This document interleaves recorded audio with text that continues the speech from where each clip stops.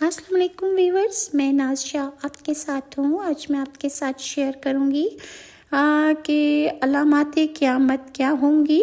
Previous video میں نے آپ کے ساتھ شیئر کیا کہ حضرت عیسیٰ علیہ السلام کے ہاتھوں دجال اور جوج ماجوج کا جب خاتمہ ہو جائے گا اور دنیا میں امن و امان قائم ہو جائے گا تو پھر حضرت عیسیٰ کی وفات ہو جائے گی اور آہستہ آہستہ پھر تنزل اور انحطاط کا دور شروع ہو جائے گا۔ قیامت کی بڑی علامات ایک کے بعد دوسری ظاہر ہونے لگیں گی۔ پہلے دو بڑے خسف یعنی علاقوں کا زمین میں دھنس جانا ہو جائے گا، ایک مشرق کی طرف سے اور دوسری مغرب کی طرف سے علاقے جو ہیں وہ زمین میں دھنس جائیں گے، ملک تباہ ہو جائیں گے۔ اور خسف کے بعد یعنی زمین میں دھسنے کے بعد ایک دھواں ظاہر ہوگا جو ساری زمین کو اپنی لپیٹ میں لے گا۔ سارے لوگ اس سے متاثر ہوں گے، ایماندار کم اور کافر لوگ زیادہ ہوں گے۔ آہستہ آہستہ آسمان صاف ہو جائے گا اور لوگوں کو اس عذاب سے نجات مل جائے گی۔ اس سے اگلی نشانی سورج کا مغرب سے طلوع ہونا ہوگی۔ آپ صلی اللہ علیہ وآلہ وسلم کا ارشاد ہے، سورج روزانہ غروب ہونے کے بعد اللہ کے عرش کے نیچے آ کر سجدہ کرتا ہے اور اسے اللہ حکم دیتا ہے، جس طرف سے تو آیا ہے اسی طرف لوٹ جا۔ چنانچہ سورج مشرق کی طرف سے طلوع ہوتا ہے۔ ایک روز عرش کو سجدہ کرنے کے بعد سورج کو حکم ہوگا کہ جس طرف غروب ہوتا ہے اسی طرف سے طلوع ہو جا۔ چنانچہ سورج مغرب کی طرف سے طلوع ہو جائے گا۔ مغرب سے طلوع ہونے کے بعد قیامت قائم ہونے تک سورج مغرب سے ہی روزانہ طلوع ہوتا رہے گا۔ ایک مرتبہ مغرب سے طلوع ہونے کے بعد پھر اپنی اصل سمت یعنی مشرق سے طلوع ہونا شروع ہو جائے گا۔ مغرب سے سورج طلوع ہونے کے بعد قیامت کی اگلی نشانی دابۃ الارض کا ظہور ہے۔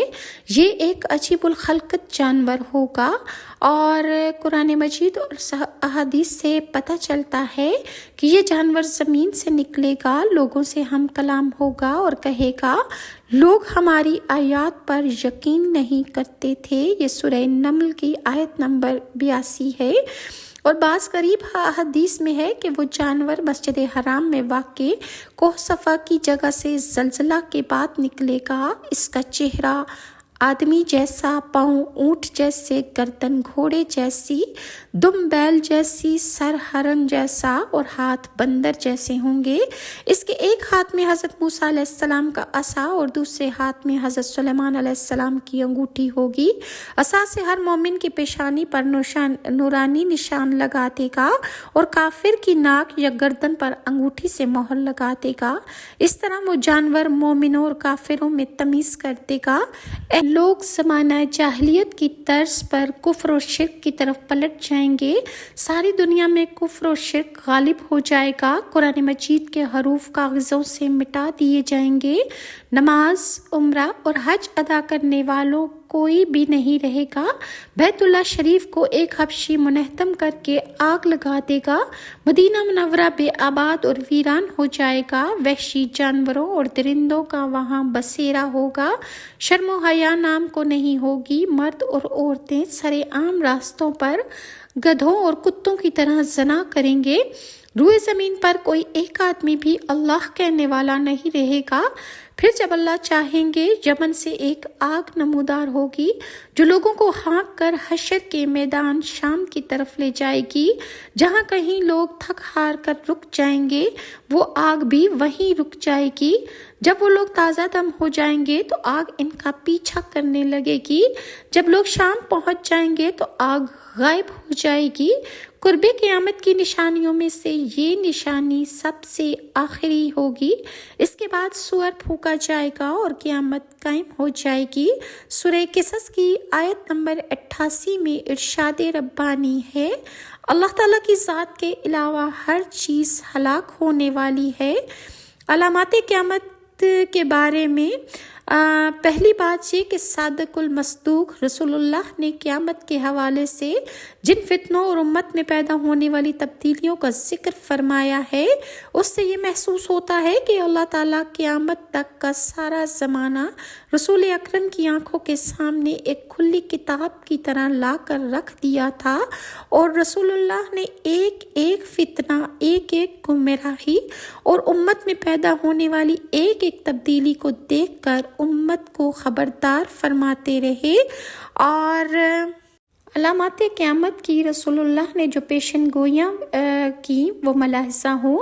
نمبر 1، لوگ جان پہچان والوں کو سلام کریں گے۔ نمبر 2، لوگ حلال و حرام میں تمیز نہیں کریں گے۔ لوگ دولت کے عوض اپنا دین اور ایمان بیچ ڈالیں گے۔ قتل بہت سے ہوں گے، حتیٰ کہ قاتل کو علم نہیں ہوگا کہ اس نے کیوں قتل کیا، مقتول کو علم نہیں ہوگا کہ اسے کیوں قتل کیا گیا۔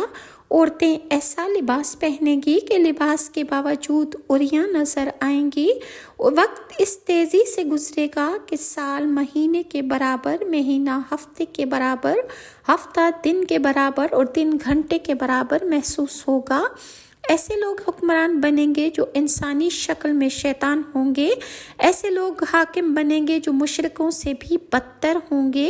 کچھ ایسے حکمران ہوں گے جن کے دل مردار کی بدبو سے زیادہ غلیظ ہوں گے، اور غیر مسلم قومیں مسلمانوں پر اس طرح چڑھ دوڑیں گی جس طرح کھانا کھانے والے ایک دوسرے کو دسترخوان پر بلاتے ہیں۔ اس کی وجہ رسول اللہ نے یہ بیان فرمائی کہ مسلمان دنیا سے محبت اور موت سے نفرت کرنے لگیں گے۔ مسلمان یہود و نصارہ کے نقش قدم پر اس طرح چلیں گے کہ اگر وہ ایک بالش چلیں گے تو مسلمان بھی ایک بالش چلیں گے، اگر وہ ایک ہاتھ چلیں گے تو مسلمان بھی ایک ہاتھ چلیں گے، اگر وہ 2 ہاتھ چلیں گے تو مسلمان بھی 2 ہاتھ چلیں گے، حتیٰ کہ ان میں سے اگر کوئی اپنی ماں سے زنا کرے گا تو مسلمان بھی اپنی ماں سے زنا کریں گے۔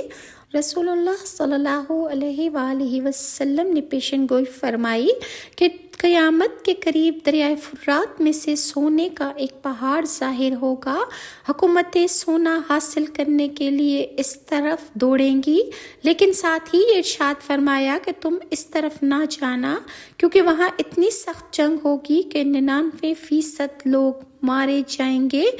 قیامت کے قریب سب سے بڑے فتنہ یعنی ظہور دجال کا ذکر کرتے ہوئے رسول اللہ نے فرمایا اللہ تعالیٰ اسے بہت سے اختیارات دیں گے، اور لیکن وہ پھر بھی حضرت عیسیٰ کے ہاتھوں مارا جائے گا۔ قیامت کے قریب مسلمانوں میں دنیا سے محبت اور موت سے نفرت پیدا ہو جائے گی، جس کی وجہ سے کافر مسلمانوں پر چڑھ دوڑیں گے۔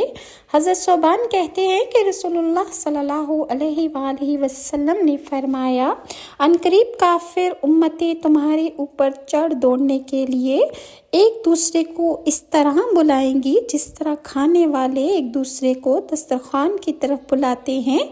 ایک آدمی نے عرض کیا کہ شاید اس وقت ہم تعداد میں کم ہوں گے۔ آپ صلی اللہ علیہ وآلہ وسلم نے ارشاد فرمایا نہیں، بلکہ تم کثرت میں ہوگے، لیکن تمہاری حیثیت پانی کے اوپر بہنے والی جھاگ کی مانند ہوگی۔ اللہ تعالیٰ تمہارے دشمنوں کے دلوں سے تمہارا رعب ختم کر دیں گے اور تمہارے دلوں میں وہم پیدا فرما دیں گے۔ ایک آدمی نے عرض کیا کہ یا رسول اللہ، وہم کیا مطلب ہے؟ آپ نے ارشاد فرمایا دنیا کی محبت اور موت سے نفرت۔ حضرت ابو ہریرہ سے روایت ہے کہ رسول اللہ صلی اللہ علیہ وآلہ وسلم نے ارشاد فرمایا قیامت قائم نہ ہوگی جب تک 2 قبیلے کی عورتیں ذوالخلصہ کے بت خانہ میں چکر نہ لگا لیں۔ اسے بخاری نے روایت کیا ہے۔ بعض عرب قبائل بتوں کی عبادت شروع کر دیں گے اور بعض قبائل مشرکوں کے ساتھ مل جائیں گے۔ حضرت صوبان رسول اللہ صلی اللہ علیہ وآلہ وسلم کے آزاد کردہ غلام سے روایت ہے کہ رسول اللہ صلی اللہ علیہ وآلہ وسلم نے ارشاد فرمایا مجھے اپنی امت کے بارے میں گمراہ کرنے والے حاکموں کا سب سے زیادہ خوف ہے کہ وہ دین کو بہت زیادہ نقصان پہنچائیں گے۔ میری امت کے بعض قبائل عنقریب بتوں کی عبادت شروع کر دیں گے اور بعض قبائل مشرکوں کے ساتھ مل جائیں گے۔ قیامت سے پہلے تقریباً 30 جھوٹے دجال ظاہر ہوں گے، جن میں ہر ایک दावा करेगा कि वो नबी है, मेरी उम्मत का एक गिरोह हमेशा हक पर कायम रहेगा, इनकी हमेशा अल्लाह ताला की तरफ से मदद होती रहेगी और कोई मुखालिफत कुव्वत इन्हें नुकसान नहीं पहुंचा सकेगी हत्ता कि अल्लाह का हुक्म यानी क़यामत आ जाएगी। क़यामत के करीब लात और उज़्ज़ा की उसी तरह इबादत शुरू हो जाएगी जिस तरह ज़माने जाहिलियत में होती थी। हज़रत आयशा सिद्दीक़ा फरमाती हैं कि मैंने रसूलुल्लाह सल्लल्लाहु अलैहि वसल्लम को फरमाते हुए सुना है कि दिन रात ख़त्म नहीं होंगे जब तक लात और उज़्ज़ा की इबादत दोबारा ना शुरू हो जाए। मैंने अर्ज़ किया, या रसूलुल्लाह, मैं तो समझती थी कि जब अल्लाह ने फरमा दिया वो अल्लाह ही है जिसने अपना रसूल हदायत और दीन हक देकर भेजा ताकि इसे बाकी सारे दीनों पर गालिब कर दे, खाह मुशरिकों को कितना ही नागवार क्यों ना हो। सूरह तौबा आयत नंबर 33 में इरशाद है, तो अब ये हमेशा के लिए है। रसूलुल्लाह ने इरशाद फरमाया, ऐसा होगा जब तक अल्लाह चाहेगा। इसे मुस्लिम ने रिवायत किया है। और क़यामत की अलामात में बिद्दात की कसरत, करीब क़यामत का फितना है। और हज़रत अस्मा बिनते अबी बकर से रिवायत है कि रसूलुल्लाह ने फरमाया, मैं अपने होश पर हूँगा और इंतज़ार करूँगा कौन मेरे पास आता है। कुछ लोग मेरे पास आने से पहले ही पकड़ लिए जाएंगे। मैं कहूँगा तो ये मेरे उम्मती हैं। फरिश्ते कहेंगे, आप नहीं जानते ये लोग उल्टे पाँव फिर गए थे। मज़ीद अलामात क़यामत क्या होंगी मैं आपके साथ नेक्स्ट वीडियो में शेयर करूँगी। अगर आपको मेरी वीडियोस अच्छी लगती हैं तो काइंडली लाइक और सब्सक्राइब ज़रूर कीजिए और नेक्स्ट वीडियो तक के लिए नाज़िशा को इजाज़त दीजिए। अल्लाह हाफ़िज़।